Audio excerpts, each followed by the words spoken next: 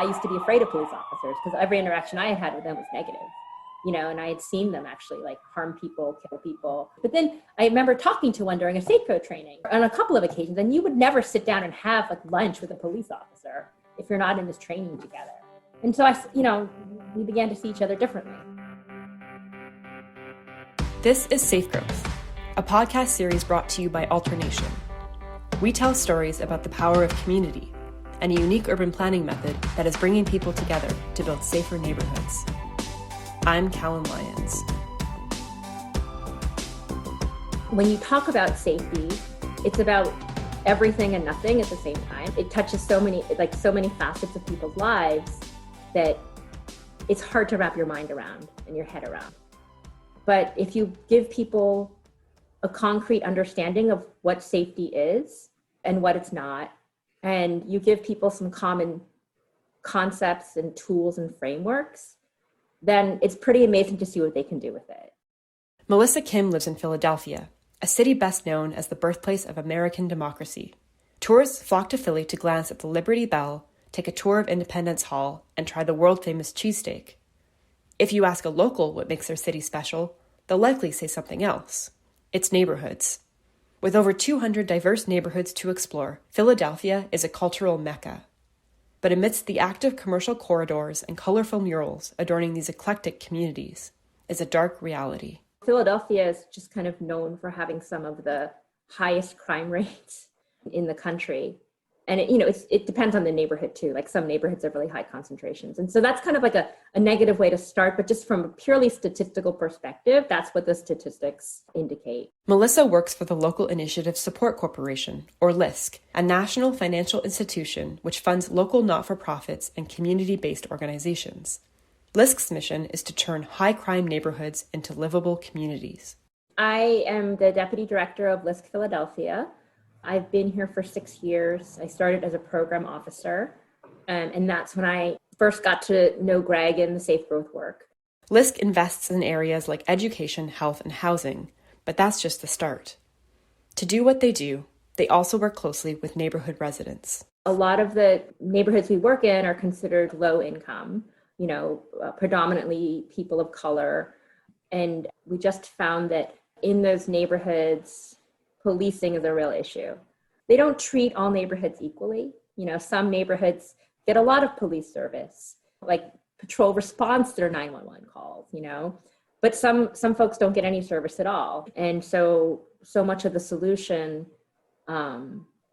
is around establishing better working relationships with police. There's the community policing model, which isn't quite what we're looking for, because that's more like a service model. Let's, provide services to community folks. And this is, safe growth is appealing because it's more about like, how can we work together to collectively solve problems? Safe Growth teaches residents how to reduce crime in their own communities. Community members identify a problem area in their neighborhood, and together they come up with a plan on how to tackle it. The Safe Growth method is built around collaboration. Project teams are made up of residents, city planners, local government representatives, and even police. One, it creates a relationship with your police district, so they're more likely to respond to your call. And then two, it creates ideas of what to do to make your neighborhood safer in a proactive way. You can trim the trees, you can put in lights, you can create like a neighborhood watch group. And so those become concrete things that are aimed at a specific goal. And so it's like, if we do these things, we can reduce crime by this because we're cutting out these types of crimes. And then so much of it is really dependent on police and residents understanding each other. And so when you put them in a room together and you listen to their story and get to know them as people, it changes the dynamic.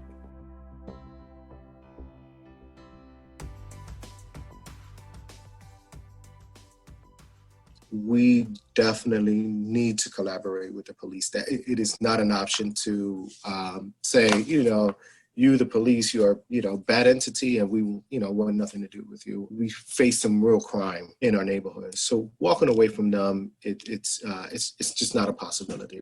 Harry Tapia works in the Fairhill Kensington neighborhoods of North Philadelphia, known by locals as the Badlands. Last June, when 50,000 people poured into the streets of Philadelphia to protest the murder of George Floyd, Pennsylvania Governor Tom Wolf responded by deploying the National Guard. hundreds of troops marched into the city and right into Harry's neighborhood. There is a long history of police brutality, injustice. I mean, Philadelphia has long histories, and even recently, on a national stage, we were at the top of the looting and all the chaos. National Guard had to be mobilized to come into, not just Philadelphia, but into our neighborhood. We had one of the corridors, or both of our corridors, actually looted, and we had the National Guard here. Small businesses are the backbone of Harry's community, providing a lifeline for many residents. Philadelphia is one of the largest cities in the United States, but it is also the poorest. 1 in 4 families live below the poverty line, of which almost 2/3 are Black and Latino. Harry lives in a predominantly Hispanic neighborhood, where the poverty level is over 60%, and less than half of residents have a high school education. I was born in Puerto Rico, and I moved here in 1991, sort of at the height of the crack epidemic in our neighborhood, which we all seen it and suffered through it. If I were to pick one show, or it would be The Wire. So if you were to watch the series The Wire on HBO, that would give you a good sense of what our neighborhood looked like.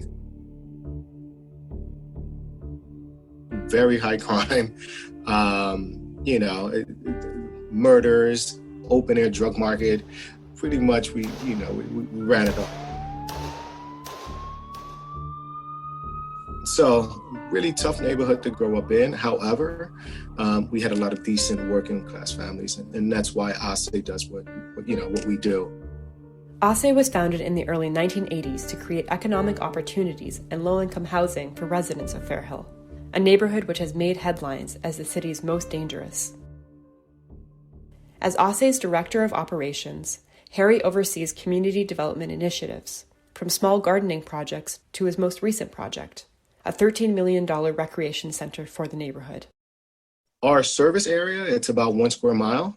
We have 20,000 residents, so that gives you an idea of, how, heavily dense our neighborhood is. We did a ton of community outreach. We really need to know what's the problems that our community is facing. And as we were doing survey, we did 372 surveys. The main thing that kept coming up is crime. So crime was the most identifiable problem within, our community. And so gun violence is, our biggest problem, but not just us, of course, all over America. We actually had a community connector who was on our staff that actually had to take some time off because he was shot 6 times. So it's to that extent. Philadelphia has the second highest homicide rate in the United States. When calls about violent crime come in, police are usually the first to respond. But according to Vox News, Philadelphia police actually spend the majority of their time responding to less serious or non-criminal calls. Things like public disturbances, domestic disputes, or traffic accidents. And it's these kind of calls that often end in tragedy. Just a few months after the National Guard poured into Harry's neighborhood, 2 police officers shot and killed 27-year-old Walter Wallace Jr., a Black Philadelphian experiencing a mental health crisis. The deaths of George Floyd, of Breonna Taylor, of Walter Wallace Jr., and the protests that followed have sparked a series of debates and conversations on the role police should have in keeping our communities safe. Harry has had to have some tough conversations with his community on how to move forward. We still have to work with police. It's a difficult task. We need to educate, our residents on what's their rights. Are there some things that maybe, shouldn't be put on the police? Maybe should be some social workers, or we can, find all the alternatives. Of course, right now we over-rely on the police, and I believe that to be true. At the same time, I think, there is room to improve, relationships between police and our residents. How do we do that, right? Do we first, work with the community and provide some healing before we can bring police and community together? But the reality is that last step of bringing police and community together has to happen. Harry has seen the positive relationships that can come from working with police. Growing up, he participated in Philadelphia's Police Athletic League, a recreation and education program which pairs youth from low-income neighborhoods with an officer. But when he got his license, he started to see things a little differently. As a person of color who works in a really tough neighborhood, I definitely had some really negative experiences with the police. And I've been very lucky that my parents, educated me on how to act. And so to me, I'm more nervous about at a regular traffic stop, right? That's when I feel the most at risk. So regular work day, I go to a meeting, I, dress in my suit because I'm at work. So I'm dropping back from my meeting and I get pulled over by a police officer. Already, before I even got my license, my mom had educated me on what to do: turn off the car, make sure that you put the keys on the dash, lower all your windows, put your hands on your steering wheel. Do the routine, no biggie. I obviously you can see I'm on my way back to work. But essentially, I turn my car off, the keys on the dash, and so both officers approach. So I'm talking to the police officer that's on this side, and I was like, well, can I reach over and grab my license and registration? So I do, As I reach over, I was at a gun range the weekend before, so I had a holster in there. Right, I didn't know, just a holster. So as I open it up, I'm looking at this police officer. The other one says, oh, he has a gun. At that point, he's pointing his gun at my head, basically. I look over, he's pointing his gun at my hand, and I'm like, oh man, I'm in real trouble. Like, please don't shoot me. So essentially, they pull me out of the car, put me in handcuffs, put me on the side of the road. And I'm like, listen, you're embarrassing me. Obviously, you can see that I'm on my way back to work, and I don't have a gun in my car. But it was one of the most highly trafficked intersections that we have in my community. So I just felt very degraded.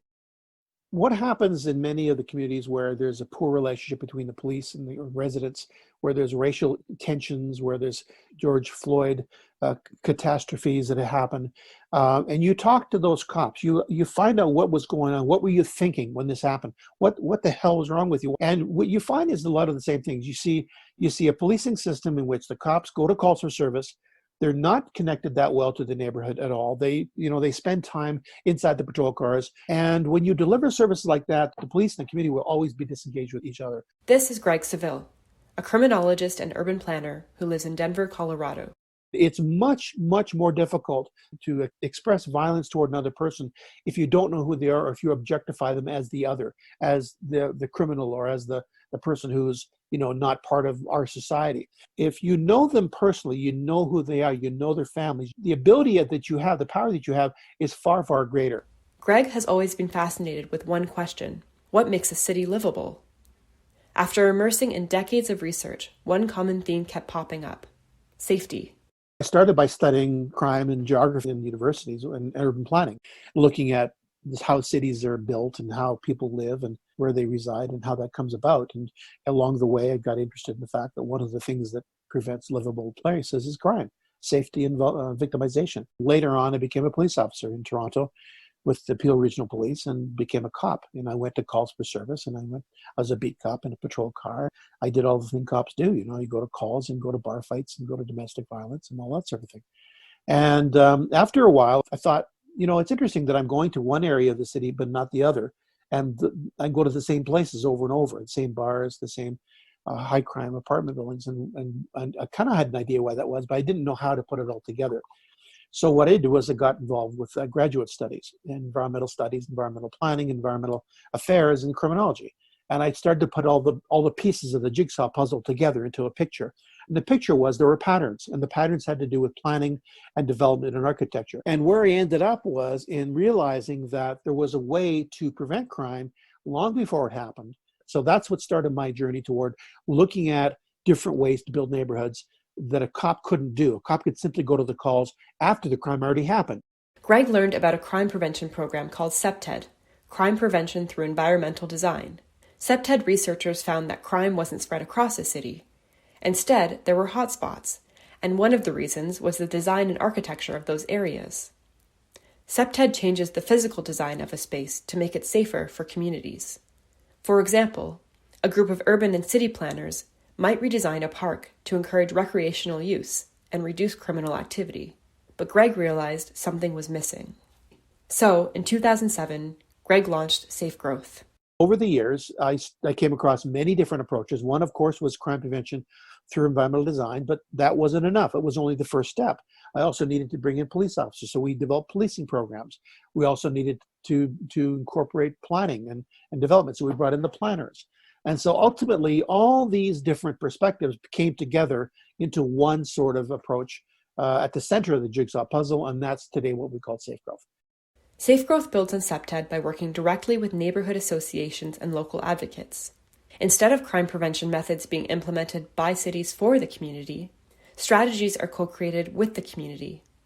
When we're called into a neighborhood that has issues, crimes, or troubles, and we're called in by organizations, municipalities, even police, who ask us to deliver this programming, the first thing we do is we bring in, as much as we can, a microcosm of that community. People who know what it's like to live there, people who have personal experience there, and most important of all, people who have a vested interest in making a change there.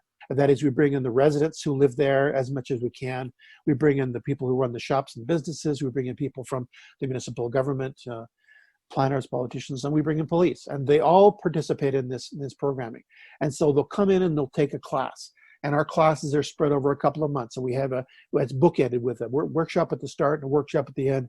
So what we do is we divide the class into groups of 5, 6, 7 people who work as a team, just as they would do under a normal, permanent safe growth neighborhood.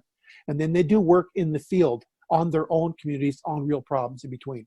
Since its first implementation, Safe Growth has been used to reduce crime in neighborhoods across North America, Europe, Australia, New Zealand, and Latin America. Philadelphia started about 6 or 7 years ago. It began as a result of a nonprofit social development bank called the Local Initiative Support Corporation, or LISC. And LISC has a mandate to go into high crime communities and kind of manage the investment. And they realized doing that for many, many years, you couldn't make any headway into high crime communities where there were gangs and drugs because people were simply afraid to go outside. So we got brought in the Safe Growth team to help bring the expertise of a safe growth neighborhood to that program. And the area we started in was in an area of Philadelphia called Kensington and El Centro, which is a Hispanic neighborhood. And we started teaching the safe growth method. One of the specific problems they tackled in the early years of Philadelphia was in a handball court called De Colores Park, which was a handball court in the Kensington area. And it was basically a rundown handball park that had fell into disrepair, was being occupied by drug users and drug dealers. It had a history of violence. Some of the local residents would be trapped inside their homes. They were afraid to go outside. Bullets would literally come through their windows when there were gunfights between the two rival gangs. And so it was a mess.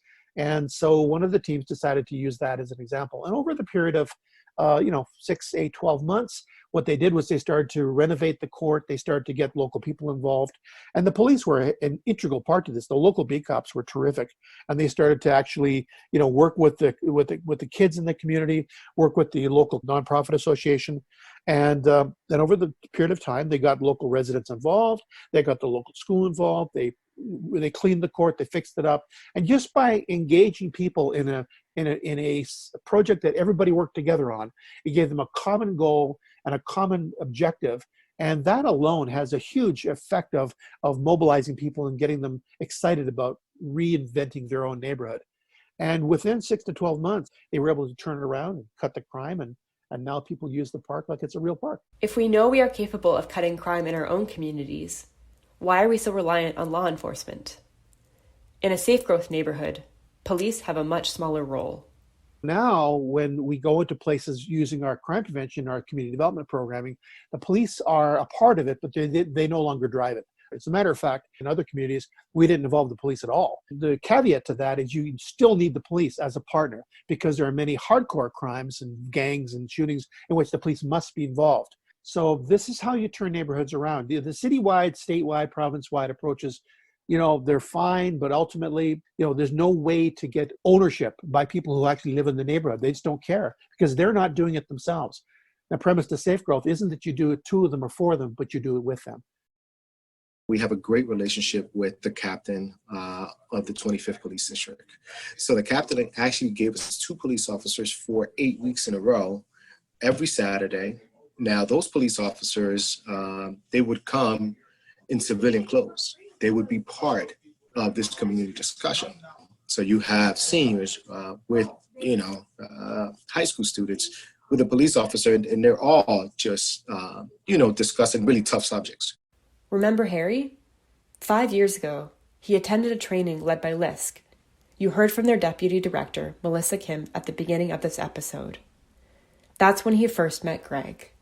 We do a lot of work with LISC. We actually get some funding in order to do our small business. So LISC actually had Brian Greg out to teach us a Septet course, with nonprofit leaders and police officers.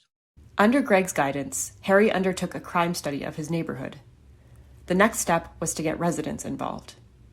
Together, Harry and Greg designed a free 8-week adult learning program for community members called the Livability Academy. The Livability Academy gives residents the opportunity to work with other professionals and other residents to really tackle problems of quality of life within their neighborhood. It really is insightful learning on urban planning, on financing, on community organizing. So it's a training that goes beyond just doing one project. It really gives you not only, the skills to actually get that project done, but also it gives you this ongoing network of not only residents that you meet, but also other working professionals that normally, as community residents, we technically don't get to work with. The academy is structured like a college course and takes place for a few hours every Saturday morning. Also in attendance every week are 2 plainclothed police officers. They, jump into teams. I tend to like to split them up. So if I have 2 police officers, I like to have them on separate teams. And they've done it all from, jumping in to write the report, to actually getting some of their other police officers to come volunteer clean up, to actually being, on site on a project date. The first lesson, it's a community timeline. And, of course, all of us as residents have major events that's happened. And we know the effects on us as, regular residents. Well, police have experiences just on the other side, right? So I think, when they come into a space, they don't have their uniforms on. They don't have to, sort of have that professional, barrier. It really leads to very powerful conversations. Zoom bombing, actual police shootings that's happened. And, it's been great to actually see them out as they are dressed, because I've run into them and some of our residents have run into them when they're just actually doing their job. How do you do policing in a community in which neighborhoods are set up with their own sort of governance? Well, you do the policing the way it was done, a long, long time ago, which is you have local responsibility, local ownership over 50, 60, 70% of the problems, and you have the police dealing with only a small proportion of the problems. So, I'm very sympathetic to the plight of the police, that they got all these things thrown at them that they're not trained for. But I'm also quite irritated at the fact that they focus so much on militarization, on heavy weapons, and on law enforcement when they had these other tools at their disposal all the way along, but they never took advantage of them. So it is a different kind of city that I think Black Lives Matter, social unrest, and the pandemic offers us. And I think it's for us to grab the reins of that and follow it through and learn by our mistakes and see what's right in front of us, that there are better ways forward. And, by God, if we don't do it now, we'll never do it. This episode was written and produced by me, Callan Lyons. Thank you to Greg Seville, Harry Tapia, Melissa Kim, and Brandon Taylor. Our theme music is by Huma Huma. Please subscribe and stay tuned for more episodes. Most of all, stay safe.